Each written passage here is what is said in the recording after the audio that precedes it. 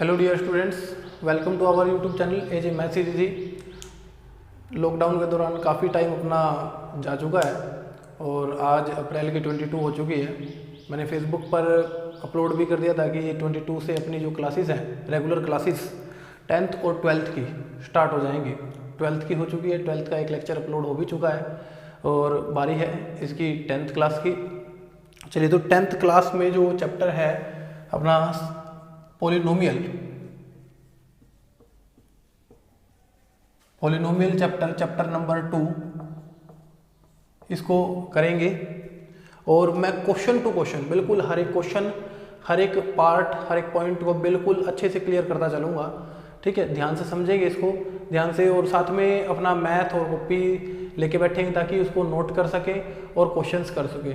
मैं as a homework भी कुछ क्वेश्चंस देने की कोशिश करूँगा, उसको घर पे आप ट्राई आराम से कर सकते हैं। देखिए, जैसे अगर बात करें हम अपने पॉलिनोमियल की, ये स्पेशली क्लास जो है 10th क्लास के लिए है, क्योंकि दिक्कत रहेगी अभी काफ़ी दिन लॉकडाउन है, तो इस चक्कर में ऐसा ना हो कि अपनी पढ़ाई वेस्ट हो, तो उसको कंटिन्यू करते हैं।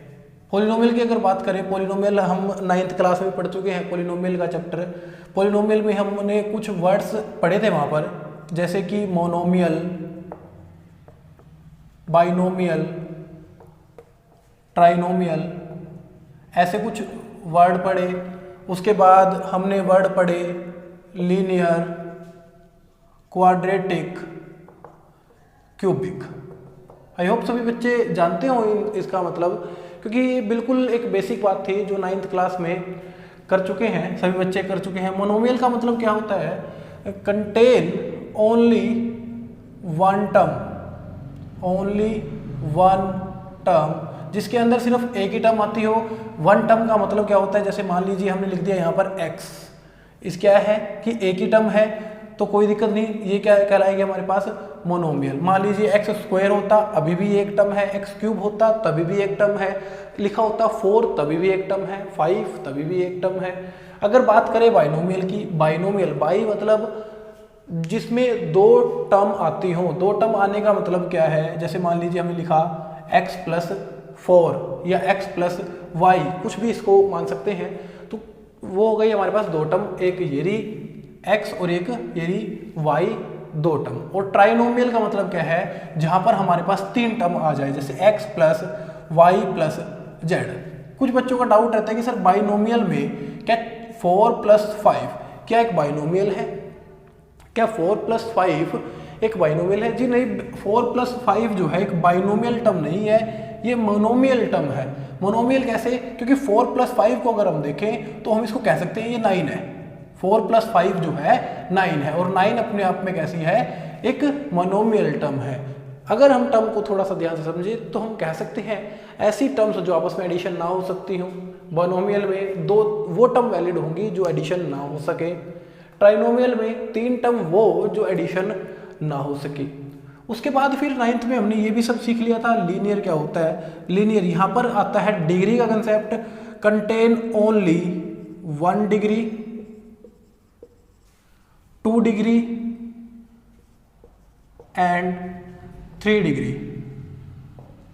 3 डिग्री टर्म बोल सकते हैं हम, 3 डिग्री टर्म्स। जैसे कि अगर बात करें 1 डिग्री, हमने लिखा x + y, यहाँ पर जो इसकी पावर है, जो इसकी डिग्री है, वो कितनी है? 1 है। हमें मतलब नहीं है यहाँ पर कि बाइनोमियल हो, ट्राइनोमियल हो, ये 4 वाली हम कह सकते हैं टर्म पॉलिनोमियल हो, जितना मर्जी ले सकते हैं, वो कोई दिक्कत नहीं है। 2 डिग्री में हम कह सकते हैं, मान लीजिए x² + में 2। देखिए 2 डिग्री, हाईएस्ट डिग्री जो है वो 2 होनी चाहिए, ठीक है। और अगर हम बात करें cubic, 3 degree term x³ + y² + 2।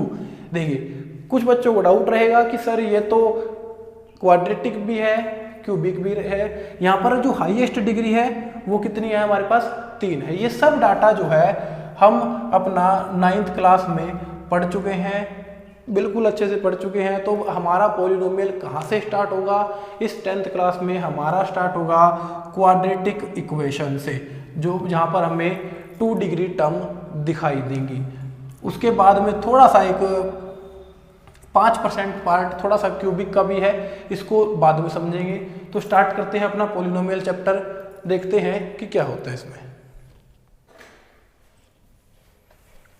जिस स्टूडेंट को नहीं पता वो वीडियो को पॉज करके इसको नोट कर सकता है, देख सकता है, और कोई भी डाउट हो तो कमेंट सेशन में कमेंट कर सकता है, और कुछ भी पूछना हो, कुछ भी डाउट हो तो फेसबुक पर हमारा पेज है मैथ इज इजी के नाम से, उसको भी ज्वाइन कर सकते हैं। मैं डिस्क्रिप्शन में उसका लिंक डाल दूंगा, वहां से आप ज्वाइन हो सकते हैं उस ग्रुप में। चलिए, तो सबसे पहले बात कर लेते हैं यहाँ पर पॉलिनोमियल में जीरोस की, कि जीरोस का मतलब क्या होता है। जीरोस का मतलब देखिए क्या है। जीरोस मैंने मान लीजिए लिखा x+2, x+2, हमसे पूछा जाएगा कि x का जीरोस क्या है। जीरोस का मतलब क्या है कि अगर हम कोई भी इसमें ऐसी क्या वैल्यू पुट करें कि जो इस आंसर को जीरो बना दे, इसमें क्या वैल्यू ऐसी पुट करें कि आंसर को जीरो बना दे। तो सब बच्चे कह सकते हैं सर -2 पुट कर दो। जैसे ही हमने -2 पुट किया, क्या आ गया इसका आंसर? 0 आ गया। वो निकाली कैसे जाती है टर्म? x+2 = 2 में 0, x = -2, यहाँ से x का आंसर कितना आ गया? -2। ठीक है, इस तरीके से ये होता है जीरोस का मतलब, कि ऐसी वैल्यू पुट कर रहे हैं कि वो कंप्लीट उस स्टेटमेंट को जीरो के इक्वल बना दे। वो क्या कहलाती है? Zeros of x। Zeros of x, अगर y होगा तो जीरोस ऑफ y, z होगा जीरोस ऑफ z। इस तरीके से जीरोस को हम समझ सकते हैं। ये भी हमारा 9th क्लास का ही एक छोटा सा पार्ट है। उसके बाद समझते हैं अपनी क्वाड्रेटिक पॉलिनोमियल को।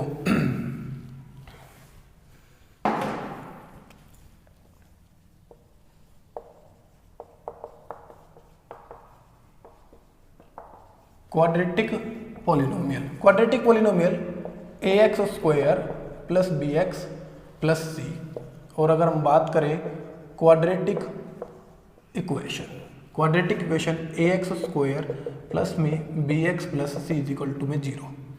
ध्यान रखें, जितनी भी हम जीरोस कैलकुलेट करेंगे, जितनी भी हम जीरोस कैलकुलेट करेंगे हमेशा क्वाड्रेटिक इक्वेशन से कैलकुलेट करेंगे, क्वाड्रेटिक पॉलिनोमियल से कैलकुलेट नहीं करेंगे। क्वाड्रेटिक पॉलिनोमियल से ये तो हो सकता है कि हम उसके फैक्टर्स बना लें, लेकिन ये कभी पॉसिबल नहीं है कि हम उस इक्वेशन, उस पॉलिनोमियल के जीरोस कैलकुलेट कर सके, x का आंसर निकाल सके, ये कभी पॉसिबल नहीं है। क्योंकि क्वाड्रेटिक पॉलिनोमियल का मतलब है x² + bx + c, और क्वाड्रेटिक इक्वेशन का मतलब है ax² + bx + c = 0। कोई भी टर्म इक्वेशन जब बनती है, जब वो = में 0 के साथ आए, तो हमेशा अगर हमें क्वाड्रेटिक पॉलिनोमियल दी हुई है और उसके जीरोस कैलकुलेट करने हैं, तो जरूरी है कि हम उसको क्वाड्रेटिक इक्वेशन में लेके आए, देन उसके आंसर जो है सोल्व करें। आई होप कि ये क्लियर हो गया होगा।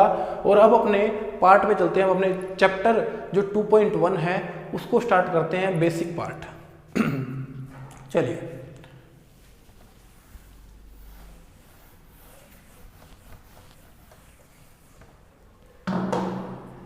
और ये वीडियो जो है अभी सब 10th क्लास के बच्चे आपस में, जितने भी आपका सर्कल है, आपके 4 दोस्त हैं, 10 दोस्त हैं, 50 हैं, जितने भी आपके फ्रेंड हैं अपनी क्लास में, उसको शेयर करिए ज़्यादा से ज़्यादा, क्योंकि ये मैं बिल्कुल कंप्लीट पार्ट सिखाऊंगा।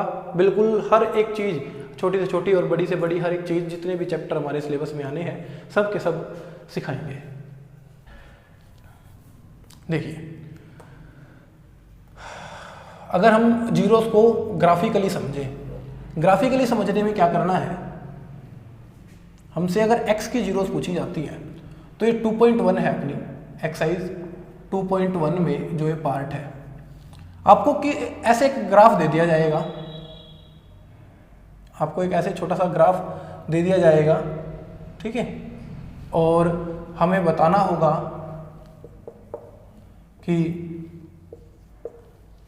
How many zeros of x, y = px करके एक स्टेटमेंट होगी, और लास्ट में लिखा होगा कि x इसकी जीरोस बताइए, px की जीरोस बताइए। तो 2.1 में बिल्कुल एक छोटा सा काम है, आप सिर्फ उस चीज़ की गिनती करें कि ये होती है हमारे पास x एक्सिस हॉरिजॉन्टल, और ये होती है हमारे पास y एक्सिस। ये भी हमारा छोटा सा 9th का ही पार्ट है, चैप्टर नंबर 3 पढ़ चुके हैं हम उसको। देखिए, यहाँ पर एक बार कट किया यहाँ पर 2 बार कट किया और यहाँ पर इस एक्स एक्सिस को इस कर्व ने 3 बार कट किया, तो हम कह सकते हैं हमारे पास नंबर ऑफ जीरोस जो है, नंबर ऑफ जीरोस कितनी है हमारे पास 3 है।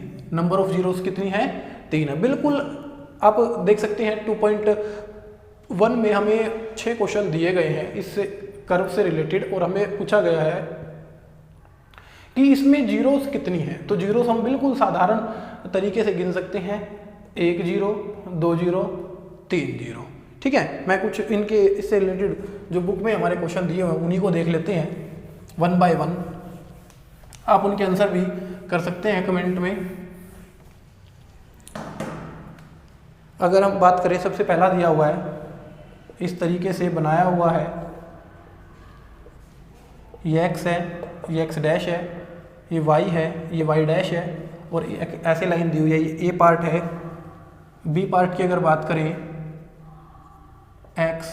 x डैश, y डैश और ये इस तरीके से दिया हुआ है। और अगर सी पार्ट की हम बात करें, सी 3 बना लेते हैं एक बार,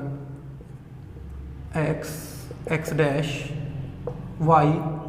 y डैश और ये हमारे पास है इस तरीके से ये दिया हुआ है, इस तरीके से हमारे पास दिया हुआ है। तो देखिए अगर यहाँ पर बात करें तो ये x एक्सिस को एक बार भी नहीं काट रहा, ये y एक्सिस को कट कर रहा है। तो हम यहाँ पर नंबर ऑफ जीरोस कितनी कह सकते हैं 0, एक भी नहीं है। यही हमारे पास क्या है, इसका आंसर है।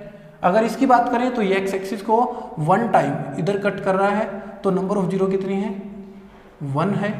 और अगर हम इधर बात करें तो ये x एक्सिस को 1 2 3 टाइम कट कर रहा है, तो इसका आंसर कितना है 3 है। इस तरीके से जो है आंसर हम इनके कर सकते हैं। आई होप कि ये सभी को क्लियर हो रहा हो चैप्टर कि क्या है, कैसे हमें जीरोस इसकी फाइंड आउट करनी है।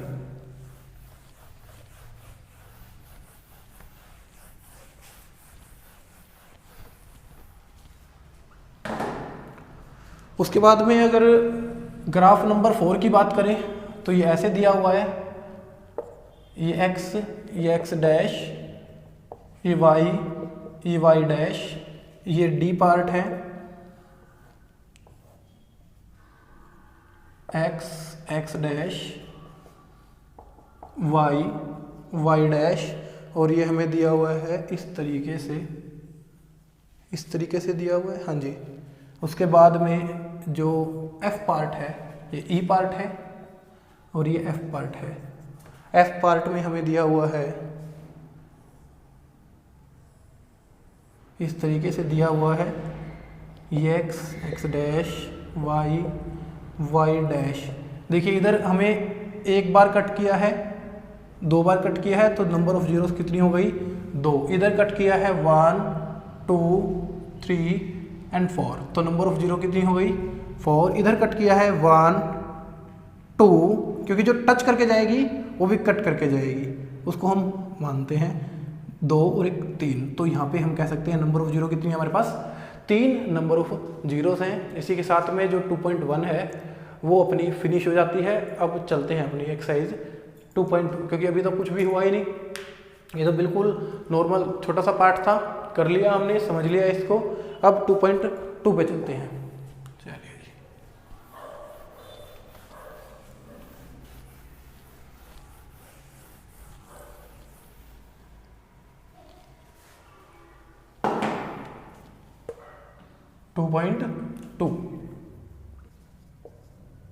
Question number first, very important question. आपको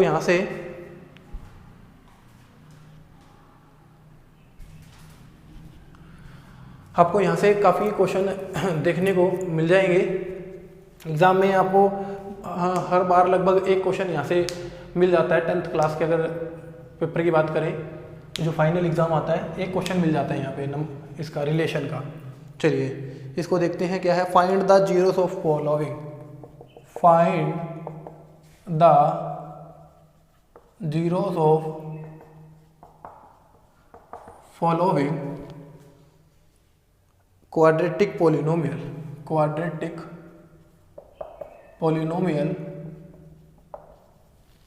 and verify the relation and verify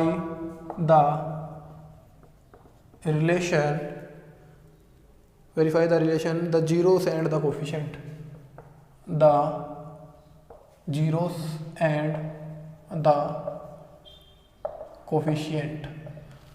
ठीक है, तो फर्स्ट क्वेश्चन जो है अपना ये वाला है 2.2 एक्सरसाइज का, और जिसमें ए पार्ट हमारा है x square minus 2x minus 8। ठीक है, तो देखा मैंने अभी लिखा भी था कि क्वाड्रेटिक पॉलिनोमियल क्वाड्रेटिक इक्वेशन, तो वहाँ से सब गैस कर सकते हैं कि देखिए बिल्कुल सेम टू सेम उसी की तरह दिख रहा है। हमने अभी लिखी थी अपनी equation x square plus b x plus c. तो यहाँ से अगर देखें जरा ए जो है जो इसके एक्स स्क्वायर के साथ में होगा वो हमारा ए होगा, जो सिर्फ एक्स के साथ होगा वो क्या होगा हमारा बी होगा। बी की जगह क्या है -2 और सी की जगह क्या है -8, सी की जगह -8। तो सबसे पहले क्या कर लेंगे, इस तरीके से ए बी और सी को लिख लेंगे, ए बी सी के लिख लेंगे। और ध्यान रखेंगे जो हमारी इक्वेशन है वो पावर्स के अकॉर्डिंग डिक्रीजिंग ऑर्डर में, पावर यहाँ पर 2 है, पावर यहाँ पर 0 है, यहाँ पर है ही नहीं। इस तरीके से सबसे पहले उसको अरेंज करेंगे। अगर बाय चांस क्वेश्चन में कुछ गड़बड़ी है, अरेंज नहीं है वो प्रॉपरली, तो अरेंज करेंगे, देन उसको सोल्व करेंगे। और सोल्व करने का मेथड कौन सा है हम यूज़ करते हैं, सबसे पहले क्या करेंगे, इस इक्वेशन को अपनी इक्वेशन में कन्वर्ट कर लेंगे, इस पॉलिनोमियल को इक्वेशन में कन्वर्ट कर लेंगे, क्योंकि पॉलिनोमियल के फैक्टर तो बना सकते हैं, पॉलिनोमियल से जीरोस नहीं निकाल सकते। जीरोस हम तभी निकालेंगे जब इक्वल टू में वहाँ पर 0 होगा। ठीक है, चलिए जी, तो इसके लिए एक मेथड होता है हमारे पास जिसको हम बोलते हैं middle splitting method. Middle splitting method में क्या है कि हमने फर्स्ट टर्म को और लास्ट टर्म को एज इट इज लिख लेना है, फर्स्ट टर्म को और लास्ट टर्म को एज इट इज लिख लेना है। अब ये जो बची है ये वाली टर्म -2x, इसको क्या करना है, दो ऐसे पार्ट में तोड़ना है, इसको ऐसे दो पार्ट्स में तोड़ना है कि जब हम उनको ऐड करें या सब्ट्रैक्ट करें तो हमारे पास आए -2x। मतलब हम यहाँ लिख लेते हैं कि उनको ऐड करने के बाद आए -2x, बट जब हम उनकी मल्टीप्लिकेशन करें तो वो आए इन दोनों के प्रोडक्ट के बराबर। ध्यान से समझिए, मैं दोबारा बता रहा हूं कि जब हम ऐसे वो फैक्टर तोड़ने हैं कि जब हम इनको ऐड करें या सब्ट्रैक्ट करें तो वो -2x एज इट इज बन जाए, बट जब उन दोनों फैक्टर की मल्टीप्लिकेशन करें तो वो इन दोनों के प्रोडक्ट के इक्वल है। इन दोनों का प्रोडक्ट कितना है -8x²। अब करेंगे सोचना स्टार्ट कि वो क्या फैक्टर ऐसे हमारे पास पॉसिबल हो सकते हैं। देखिए, ये देखें कि बस 8 का मल्टीपल किन दो से आ सकता है। 8 का मल्टीपल आ सकता है अगर हम सोचें 1 और 8, बट 1 और 8 को ऐड सब्ट्रैक्ट करने के बाद हम 2 नहीं ला सकते। ठीक है, उसके बाद अगर हम सोचना चाहें तो हम चलेंगे 2 और 4, 2 और 4, 2 4 जा 8, 2 4 जा 8 भी कन्फर्म है, और 4 और 2 से हम -2 भी ला सकते हैं। हमें -2 चाहिए, इसलिए हम क्या करेंगे, माइनस का 4x लिखेंगे और प्लस के 2x लिखेंगे, ताकि इन दोनों को जब हम जोड़े माइनस का 4x प्लस का 2x तो कितना बन जाए माइनस का 2x, और इन दोनों की जब मल्टीप्लिकेशन करें, मल्टीप्लिकेशन करने से क्या बने हमारे पास माइनस का 8x² जो है बन जाएगा। देखिए, माइनस प्लस माइनस, 4 2 जा 8 x इंटू 8 x², माइनस के 8x²। उसके बाद क्या करें, फर्स्ट 2 टर्म्स में से कॉमन निकाले पार्ट, x आ गया, यहाँ बचा x और यहाँ बचा 4, और सेम टू सेम ये जो स्टेटमेंट लिखी हुई है इसको एक बार और लिख दें, x -4। अब आ जाए थर्ड टर्म पे, x तो यहाँ लिखा गया, बचा क्या बाहर प्लस का 2, प्लस का 2 लिख दिया। अब हमारे पास क्या करना है, x -4 को अगर हम कॉमन निकाल लेते हैं तो यहाँ बचता है हमारे पास x और यहाँ बचता है हमारे पास प्लस का 2, और इज इक्वल टू में क्या चल रहा है 0। अब देखिए, या तो ये टर्म 0 के इक्वल हो सकती है या फिर ये टर्म हमारे पास 0 के इक्वल हो सकती है। यहाँ से आया x इज इक्वल टू में 4 और यहाँ से आया हमारे पास x इज इक्वल टू में माइनस के 2, तो ये आ गया हमारे पास x के 2 आंसर। इसको पहले वाले को बोलेंगे हम अल्फा और इस दूसरे वाले को बोलेंगे हम बीटा। इस पहले वाले को बोलेंगे अल्फा और दूसरे वाले को बोलेंगे हम बीटा। तो इस तरीके से सबसे पहले हमें कैलकुलेट कर लेना है जो हमारी क्वाड्रेटिक एक पॉलिनोमियल से क्वाड्रेटिक इक्वेशन में जाना है और उस तरीके से हमें क्या करना है, इसको सोल्व कर लेना है। देखिए हमने ये कर लिया। अब आती बात कि verify the relation the zeros and the coefficient. देखिए verify the relation zeros and the coefficient, ये जो कोफिशिएंट थे और ये जो जीरोस बनी है इनके बीच में रिलेशन हमें प्रूव करके दिखाना है। अब उस रिलेशन को प्रूव करना सीखेंगे। मैं ऊपर से पार्ट ये रब कर देता हूं, ये वाला।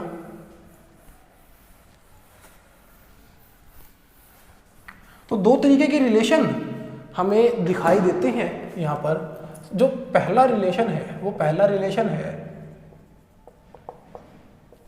सम of zeros. Sum of zero होता है हमारे पास अल्फा प्लस बीटा, और दूसरा रिलेशन होता है हमारे पास product of zeros. Sorry, sum of zero होता है हमारे पास माइनस बी अपॉन ए, और प्रोडक्ट ऑफ जीरोस होता है हमारे पास सी अपॉन ए।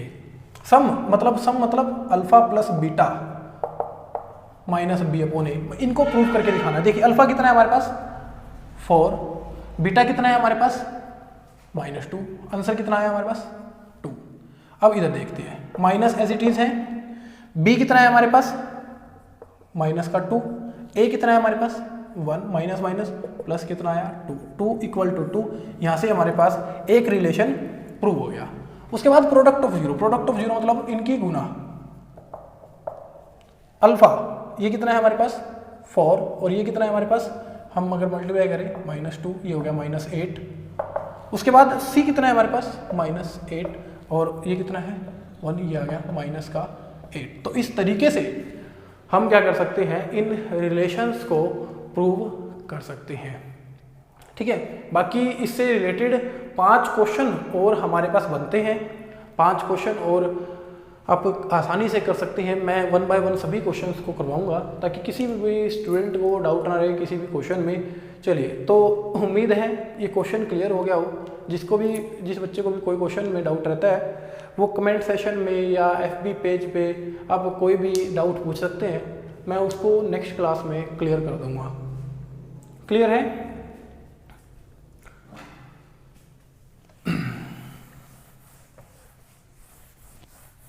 ये पार्ट तो खैर जीरो से निकालने वाला तो पुराना पार्ट है, 9th में भी हमने किया है काफ़ी हद तक। थोड़ा सा ये sum of zero and product of zero का पार्ट नया है आप लोगों के लिए, इसको सीखेंगे ध्यान से।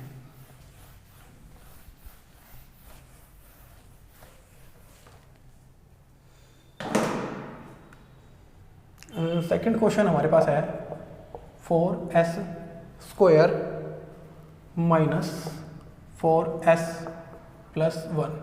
तो बिल्कुल अरेंज है ये इक्वेशन। ए है हमारे पास 4, बी है हमारे पास -4 और सी है हमारे पास 1। अब हमें क्या करना है, इसका मिडल स्प्लिट करना है। देख लेंगे इन दो स्टेटमेंट को तो एज इट इज रख देंगे, यहाँ पे साइड में रफ वर्क में आ जाएंगे और देख लेंगे कि एडिशन करने के बाद हमें चाहिए -4s और मल्टीप्लिकेशन के बाद इन दोनों की मल्टीप्लिकेशन 4s² × 1 हमें चाहिए 4s²। अब आप ऐसी टर्म सोचेंगे कि जिनसे एडिशन करने के बाद -4s बने बट मल्टीप्लिकेशन करने के बाद बने 4s²। और वो दो टर्म कौन सी होती हैं हमारे पास, माइनस का 2s, दोनों को जोड़ेंगे तो माइनस का 4s बनेगा, बट अगर दोनों को मल्टीप्लिकेशन करेंगे माइनस माइनस प्लस 2 2 जा 4 s × s² यहाँ से इन दो से कॉमन निकालेंगे और कॉमन पार्ट क्या है 2s, क्योंकि कॉमन का मतलब क्या है कि ऐसा पार्ट जो दोनों से ही डिवाइड हो सके। 2s², 2s आया, यहाँ तो चला गया, यहाँ बच गया 2, एक s बाहर जा चुका है, यहाँ बचा 2s कंप्लीट बाहर चला गया, ये बचा 1। एक बार और लिख देंगे इसको 2s - 1। अब देखिए 2s कंप्लीट अंदर आ चुका है, बाहर बचा सिर्फ माइनस का 1। तो एक बार 2s - 1, 2s - 1, या फिर हम ऐसे कह सकते हैं एक बार बाहर वाला लिख देंगे। देखिए एक बार बाहर वाली स्टेटमेंट लिख देंगे और एक बार अंदर वाली स्टेटमेंट लिख देंगे। और किसके इक्वल चल रहा है ये 0 के इक्वल चल रहा है हमारे पास। और 2s minus 1 is equal to 0, तो s की वैल्यू आ गई 2s इज इक्वल टू में 1 और s आ जाएगा हमारे पास 1/2। ये कहलाएगा हमारा अल्फा। और 2s माइनस 1 दूसरे वाले को उठाएंगे, 2s is equal to 1, s आ गया 1/2, ये हो गया हमारे पास बीटा। सॉरी यहाँ पर लिख देंगे इसको बीटा। उसके बाद में हमें क्या करना है रिलेशन। रिलेशन क्या था पहला हमारे पास सम ऑफ जीरोस, और वो होता क्या था minus b/a। Some of zero में क्या करना है इन दोनों को जोड़ना है 1/2 प्लस 1/2, इनको दोनों को जोड़ेंगे बाय एलसीएम, तो 2/2 ये हो गया 1। और यहाँ पर अगर देखें माइनस b कितना है हमारे पास -4, a कितना है प्लस का 4, और ये हो गया 4/4 1। तो यहाँ से हमारे पास रिजल्ट जो है प्रूव हो जाता है। उसके बाद product of zero, product of zero में क्या है दोनों की प्रोडक्ट मल्टीप्लिकेशन 1/2 इंटू 1/2, और वो कितना होता है c/a, ये हो गया 1/4। अब उधर देखेंगे c कितना है 1, a कितना है 4, तो 1/4 इज इक्वल टू 1/4। तो यहाँ से हमारे पास जो है रिजल्ट जो है वेरिफिकेशन इनकी हो जाती है कोफिशिएंट्स की और जीरोस की। इस तरीके से आप दो क्वेश्चंस को सीख सकते हैं। बाकी जो पार्ट है अपन नेक्स्ट लेक्चर में करेंगे, मतलब अगले दिन 23 को करेंगे। ठीक है, आपको डेली जो है रूटीन में वीडियो मिलती रहेंगी इसकी, बिल्कुल डेली सिलेबस इसी तरीके से चलता रहेगा। जैसा संडे को ऑफ होता है ऑफलाइन क्लास में, ऐसे ही ऑनलाइन क्लास में संडे को ऑफ रहेगा। ठीक है, तो बिल्कुल अच्छे फोकस के साथ आपको कोई भी डाउट होता है तो हमसे शेयर करें, बताएं कि सर ये डाउट है, मैं उसी डाउट को दूर करने की कोशिश करूँगा। चलिए, तो आज के लिए इतना ही। और अगर वीडियो अच्छी लगी हो तो वही अपने फ्रेंड्स में ज़रूर शेयर करें, ज़्यादा से ज़्यादा शेयर करें, लाइक करें, कमेंट करें। Thank you so much.